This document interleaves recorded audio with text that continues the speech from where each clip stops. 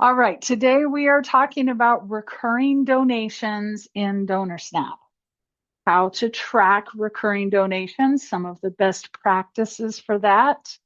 And then we're going to look at the online world for online recurring payments in an online form. So I always like to start simple and then get a little bit more difficult. And because the online donations end up in the database, DonorSnap is a database. That's where everything goes. That's where we should start. So let's say that you get a check in the mail and we need to type that in. So we're going to go to community contacts.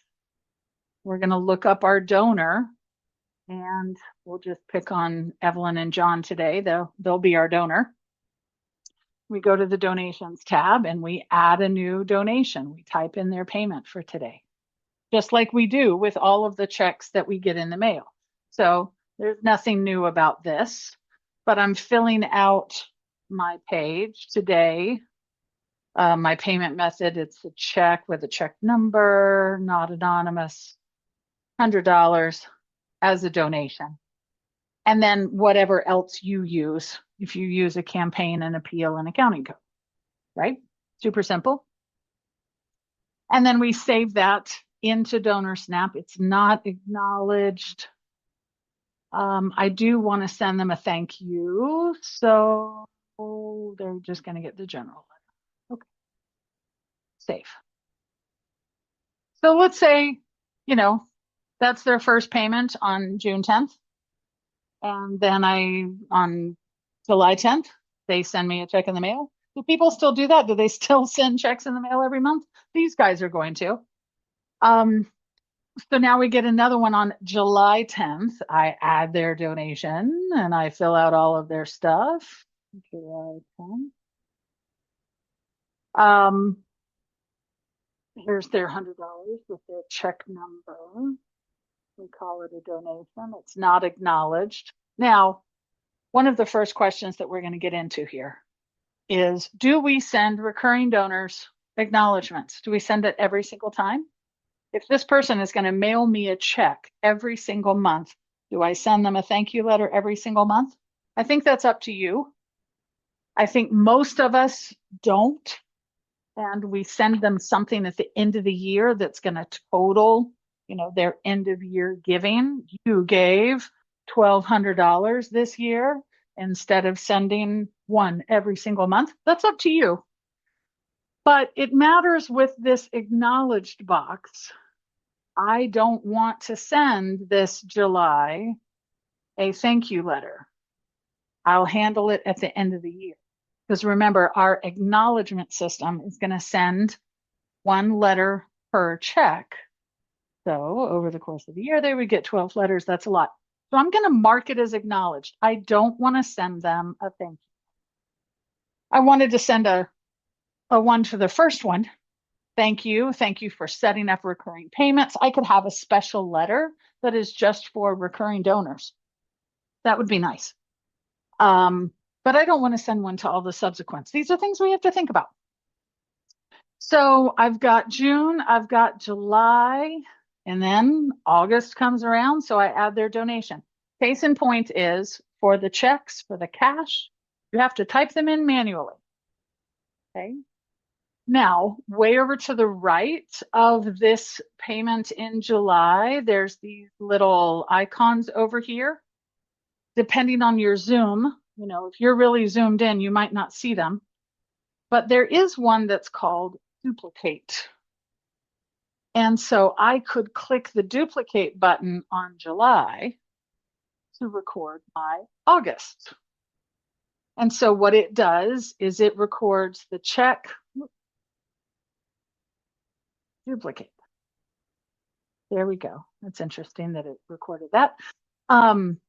So it's recording it. Oh, it puts in today's date. I'm sorry. That's what happens. It kept the check number. It kept all of the information, but it put in today's date, which was confusing me because I thought it was going back to that original one.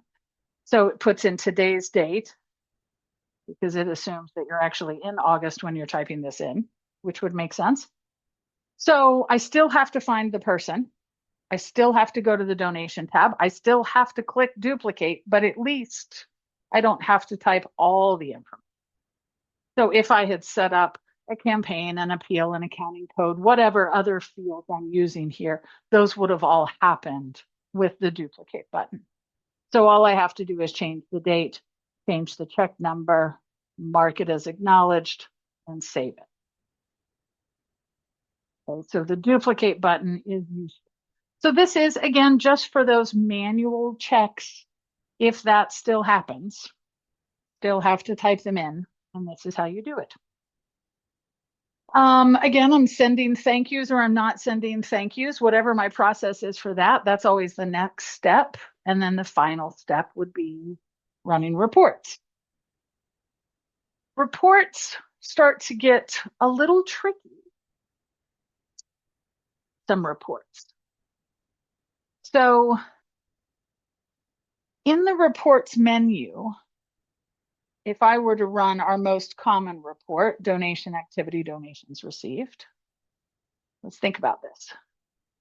This is going to tell me what donations I have received in a date range.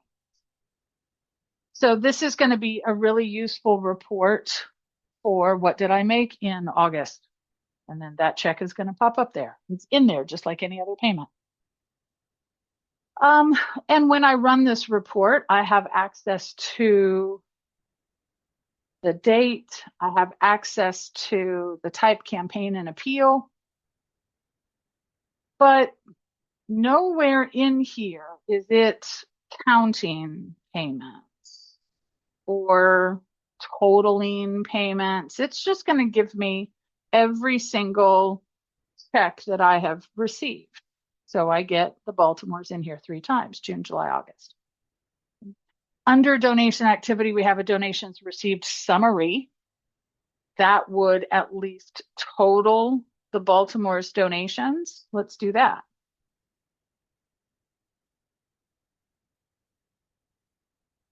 Again, I have type, campaign, and appeal. And now I get the total. So the Baltimore's this year have given $300.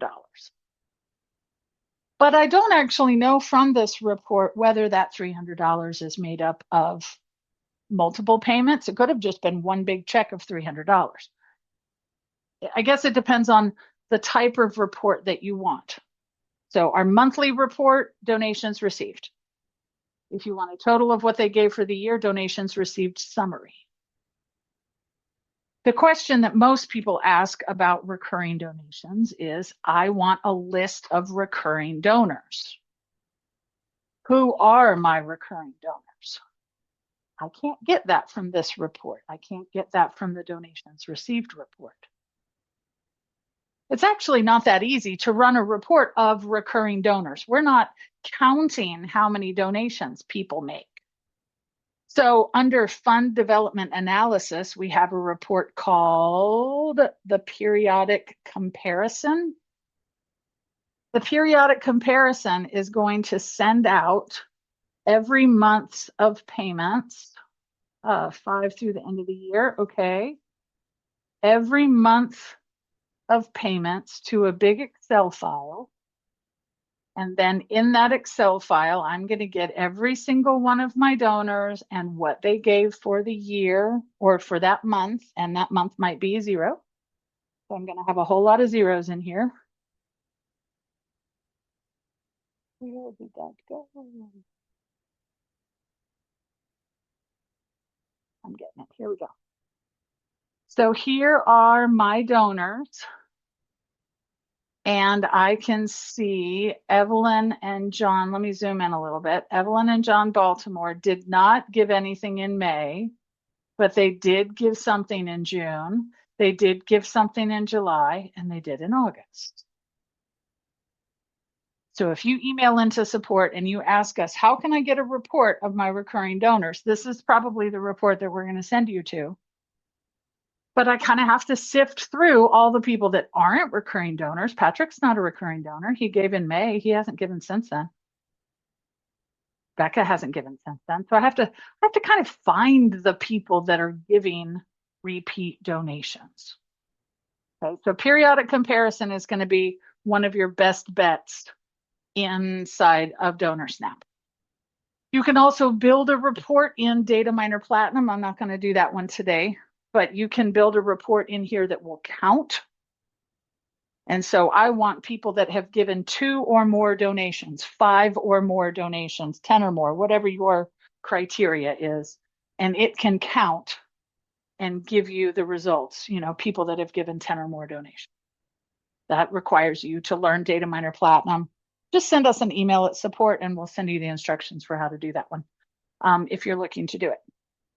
The other one that I want to show is analytics tool. If you do not have the DonorSnap AI report builder, this is one reason to get it, because our standard reports are a little challenging when it comes to recurring donors.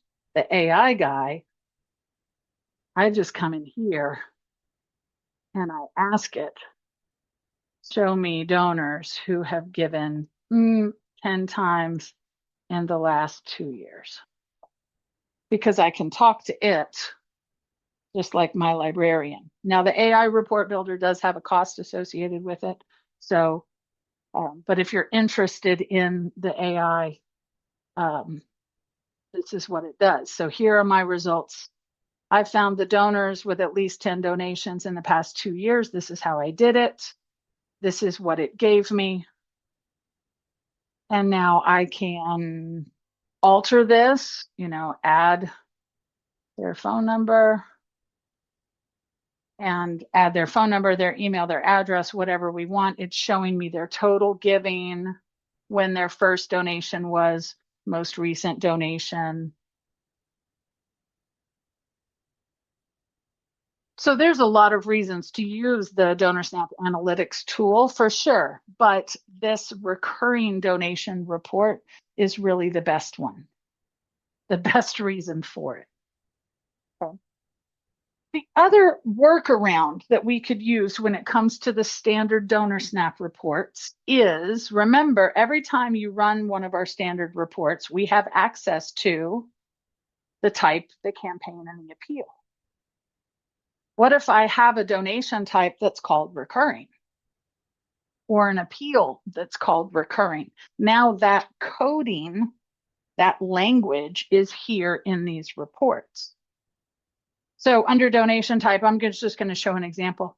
I have a donation type called membership dues, but I also have a donation type called new membership.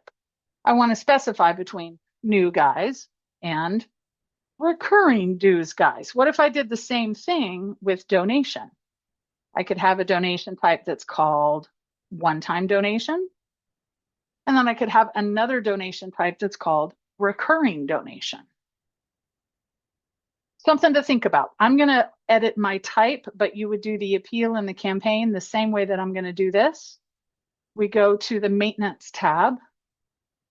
We go to maintenance, site setup, field and screen customization, where all of the drop downs are, the appeal and the campaign. And I'm going to go to page 2 because my donation type is not here alphabetically. I have to go to page 2, donation type.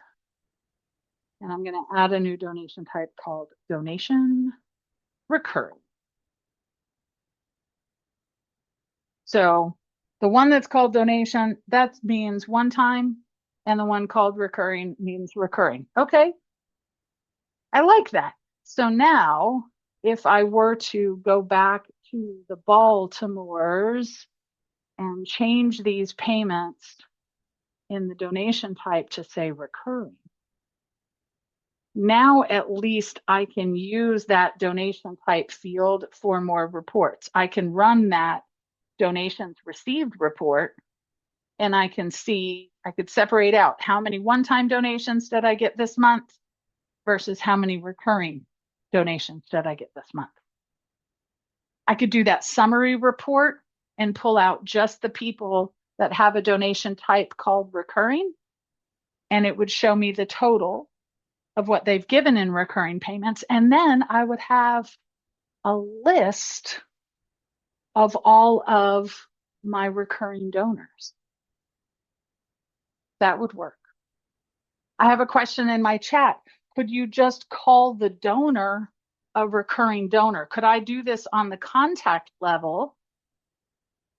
Maybe have an attribute calling Evelyn and John a recurring donor, and then I wouldn't have to do that on every single donation. And so my answer to that is, of course you can do that. Yes. And I kind of like it. It's a good idea. I think the issue is only going to be if Evelyn and John also give, if I ever needed to separate out their recurring donations from their one-time donations, why would I ever need to do that? I'm not sure. That would be the only thing, is if I ever needed to separate one-time donations versus their recurring. But otherwise, yes, I like that a lot. So I could have an attribute of recurring donation. It means that I can't use those donation reports as fluid because they don't have access to that field, but I could use the attributes field in Data Miner Platinum. So that would be an option. But that's the main thing about recurring. You have to type them in. You can duplicate them. Or you could do an Excel spreadsheet. I guess if you got recurring donations every month from PayPal or some other program, you could import those recurring donations every month. Maintenance has an Excel import tool. The things that you're looking for in the data entry are, do I want to send them a thank you letter every single month? And if you don't, then you need to mark them as acknowledged. And then you need to think about how you want to code them so that down the road, you can get the reports out that you want. Okay, all of this is going to matter when right now we turn into the online donation forms. All of these things are going to come into play again. So understanding how the database works and the reports that you want at the end are key for the checks and the online files. Okay, so I think that's everything that we need to cover on the database side. Let's look at online forms. If you have not built an online form in DonorSnap yet, I'm not really going to go step by step into how to do that. We have other webinars today. But we'll try to make this pretty simple. The thing is that online forms is where you build a form that you would put on your website. Okay, so if you have no experience with this, this is my website, my Black Bear Community Center. And on my website, when they click donate, it launches a form.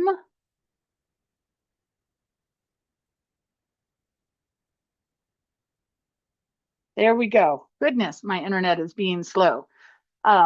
This launches a form. This is my Donate Now form, which I built in DonorSnap over on the left in the online forms menu. So you build it in DonorSnap. We give you the code to it. You put it on your website and it turns it into this thing in the box. Completely customize the box. Okay. So you can decide what fields are included, if this is a membership form or a sponsorship form or buying tickets to the gala, you know, whatever the form is. Our forms use Stripe. So when they get down to the payment information, the company that we use that actually types in the credit card and charges the card and gives you the money in your bank is Stripe. If you didn't know that, your first step is getting an account with Stripe. So you need to first set up with Stripe and then you can build forms. We'll not be able to go to online forms and build a form until you have Stripe set up. Okay. But that's how it works. You build this form in DonorSnap, we turn it into HTML code.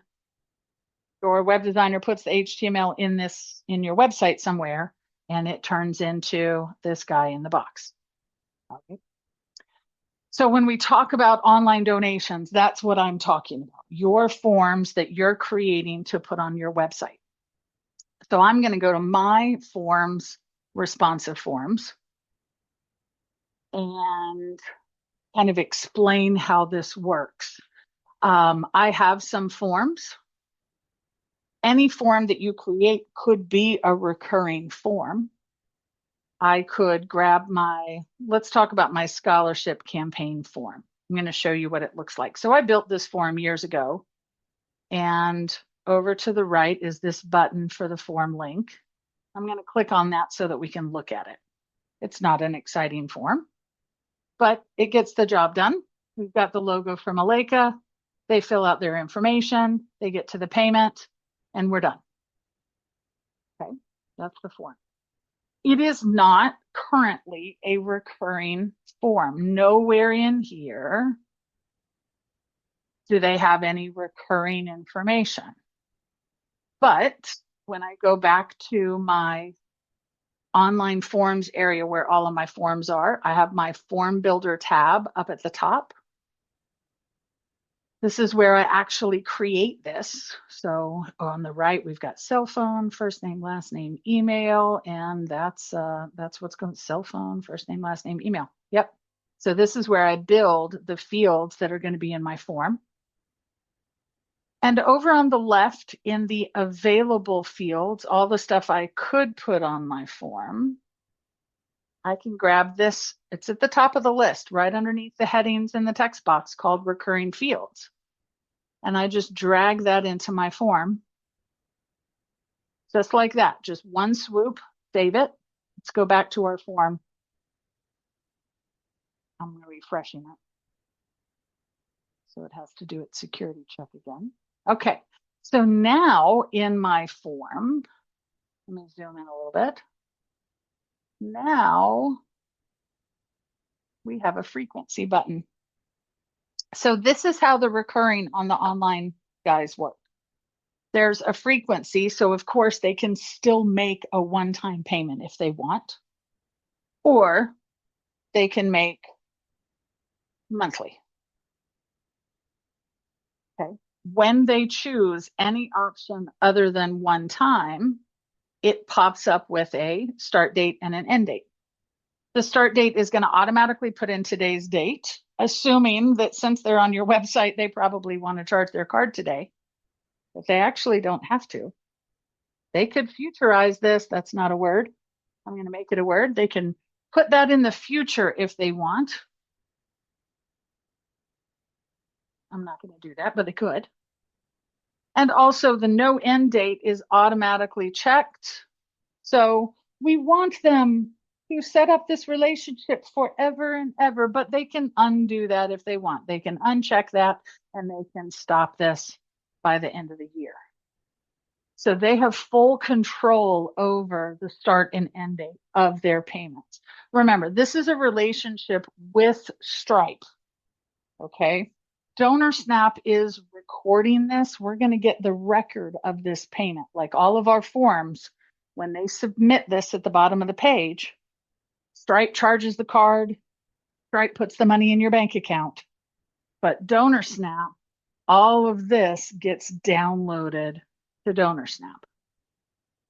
Okay, so all this is doing is creating a relationship with Stripe. So it's going to charge their card today for the first payment. I mean, as long as the date is today.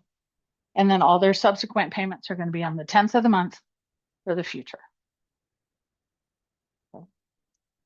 You can edit the frequencies that are available in here. Stripe comes with bi-weekly, semi-annually, some of these that we might not even know what those mean. So you don't have to include all of those options if you don't want. So in our form builder tab back in DonorSnap where that recurring fields is, I can your icon next to it. And my list options are all of these. But maybe I want it to be one time, monthly, and annual. Those are the only options that I want them to see. Okay.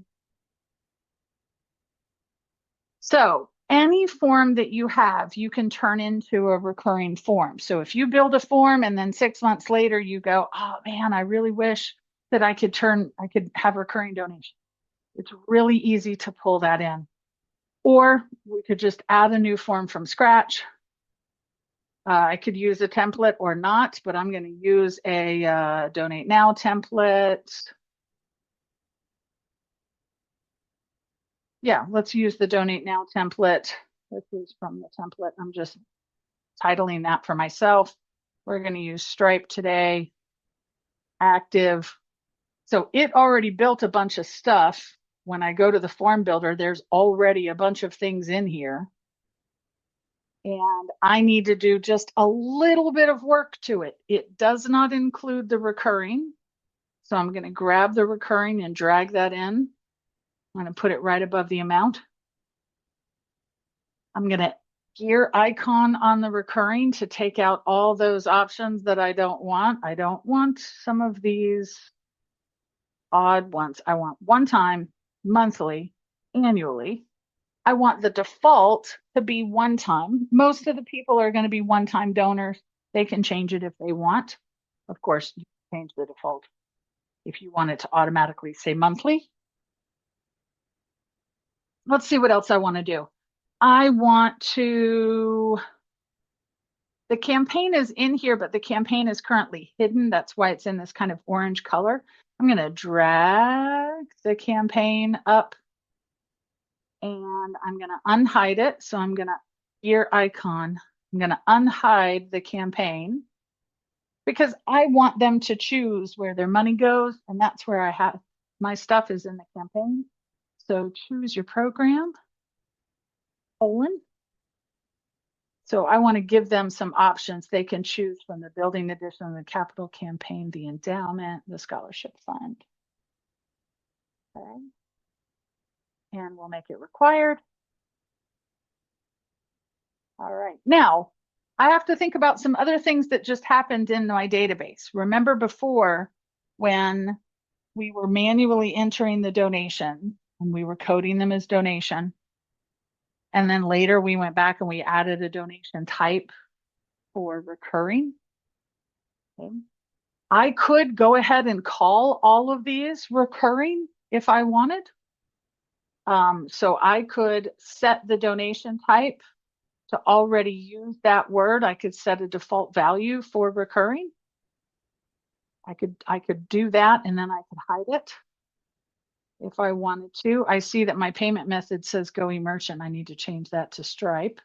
It's already hidden, so that's okay. I'm trying to remember when we entered that donation, we put in the payment method and then the reference number. Then we did the donation type.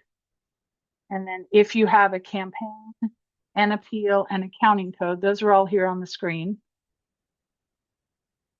And then the other one is thank you letters. Now, the online guys work a little differently. They're going to get an acknowledgement the minute they fill out this form. That's going to happen.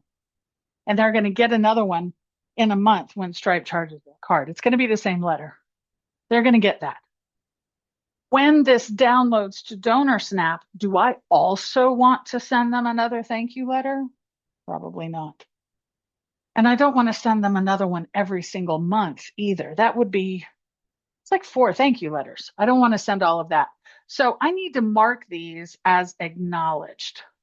So what we're doing is when this downloads to DonorSnap, I need to have a field.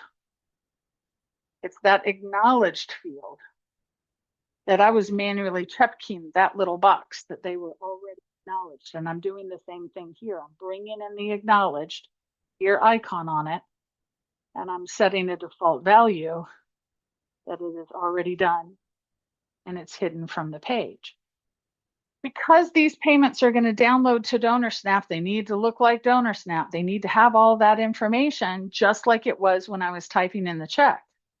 I need the payment method and the type and the accounting code and the campaign. I can fix all of these when they download, sure, but I want to get as much set up in advance as possible. Okay, so we're going to fill out this form, donate now from the template, making sure I'm in the right form. All right, here's my form that I created. And so I'm going to use my email. This person is in my database, but I don't know what their information is. That might even be too many numbers.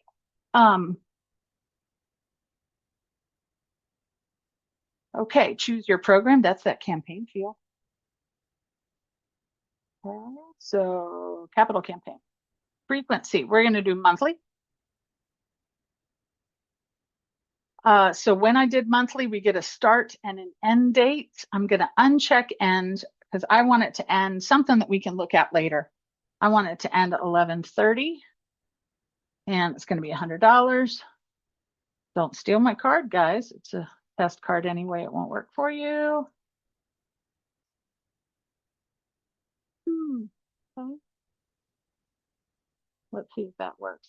I just put in a bunch of stuff. Yay. Okay, so success. Stripe charge the card. I think. Oh, that was Cloudflare success. Yay. Okay, so Stripe charged the card. We get a thank you here on the page. Thank you for your donation. Please print this records. I probably just got an email since I used my email. Let me look. Oops, I did. Here's my email. Thank you for your donation. This email confirms, and it gave them the fields that they filled out so they can see the start and end date of this monthly relationship that they have set up. Okay, so they get that on their record right now. Now, of course, you can go customize that receipt. All we did was look at the form builder tab today, but there is another tab for settings. And under the settings, there is a confirmation email confirmation page. So you can set those up with your, tax ID number and more information about that. All right, so Allison filled out my form. He paid money. Now what? Now what? So if you haven't been through this process before, when somebody fills out a form, it downloads to DonorSnap. It doesn't go automatically to community contacts, though. If I go to community contacts and I pull up Allison Smith, she's in here because she's made donations before, but there is no payment for today. It's not in here. If I go run reports right now for the month of June, she's not in there. When I go pull up a list of my recurring donors, she's not in that. It didn't go in the database yet. Okay, where it goes is to my dashboard.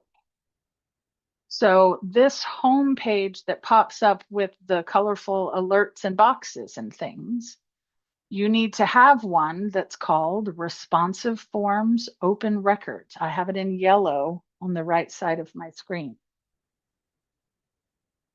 So our online forms, we call them responsive forms. And so this is telling me that in my responsive form, I have some open records. Somebody has made payments and here they live. And I have quite a few of them. I've got a couple that I leave out here for training purposes. I've got a couple there. And here is this one, donate now from the template. I have one open record. That's going to be Allison. So it comes here to the dashboard for me as the DonorSnap admin to do something with it. I have to put that payment in the correct Allison record. Or if I don't have an Allison in the database, I have to add a new person. Okay. So I have to take this little arrow next to the donate now and see what it is. Okay, what was it? This was a monthly. We put that right at the front so that you know that. This is a recurring payment. It was Allison with her email and stuff. We scroll over. The appeal, all of that. Okay, this is what was filled out. Now I need to attach this to the Allison in my database. The way that we do that, it looks for email. So in the left here, there's a button that says auto contact or auto link contacts by email. It's going to go out and try to find her. When it does, it will change the color of her record. So now she's white. There's some red stuff. Red is telling me that something is different. So I need to click the little edit pencil over here and edit out anything that's different. Oh, it's the phone number. Okay. I mean, she's a test person, so most of it I got right. But here I can see what she filled out. I don't have the start and end date. I don't have those here, but I'll show you where that is in a minute. And also, you can stop them and make changes to that stuff down the road. This right here is just that original DonorSnap reporting of what she filled out on the page, the campaign, the appeal. And again, I could make changes to any of these before they go into her site if I wanted. Okay, so let me say that again. They don't download to the database, they download to the dashboard. On the dashboard, you have to have an app called Responsive Forms Open Records. You get that app way over to the right with the Add App button. Okay, Responsive Forms Open Records, put that on your dashboard, make it whatever color you want. Then from here, you click the arrow and it will list all of the people that have filled out the form. First thing you do is you click auto link by email. It will find the ones that it can that link by email. For those that it doesn't find, you can click edit and you can manually look them up by their name or their company name. For those that it doesn't find, maybe it doesn't find them because they're not in the database. And so in those cases, those people, they would stay blue. There's a little key down here at the bottom. They would stay blue and you'll be adding that person as a brand new contact to the database. Okay, now we're going to click load next to Allison so that it loads into my system and click the load button up at the top. There we go. So now Allison is in my system under community contacts, just like I would have typed in the check. Look up Allison Smith. There's her payment for today. A donation recurring to the capital campaign via Stripe. And I don't want it to be acknowledged so that I don't have to send her another printed thank you in the mail. She already got a receipt. All right. And now she has set up a relationship with Stripe. Next month, Stripe is going to automatically charge the card and send them a thank you. And then that payment will download to DonorSnap. I don't have that one from Allison because we just did it today. I don't have any subsequent payments, but I do have subsequent payments for other people to show you. I have a recurring donation form from a while ago. I have 3 open records. When I click the arrow on this, I get Steve's subsequent payments. Every month, I have to go to this tab and I have to click load for all of my subsequent payments, because even though Stripe charges the card and deposits the money in my bank account, it downloads to DonorSnap. It doesn't go to the database. It comes here for you to click the button. The first time when Steve filled out the information, that's when we set the campaign and the appeal and the acknowledge box and all that information about the payment. All of the subsequent payments are already linked to Steve. I don't have to go link him and find him. I can't even edit the payment if I wanted to change the campaign or the appeal. I'm not editing anything at this point. All I have to do is click his payment and load it, which I'm not going to do because I have to keep it for training purposes. But so every month, you're going to get that alert on your dashboard that a payment went through Stripe, and you need to process it into DonorSnap by just clicking the little load button.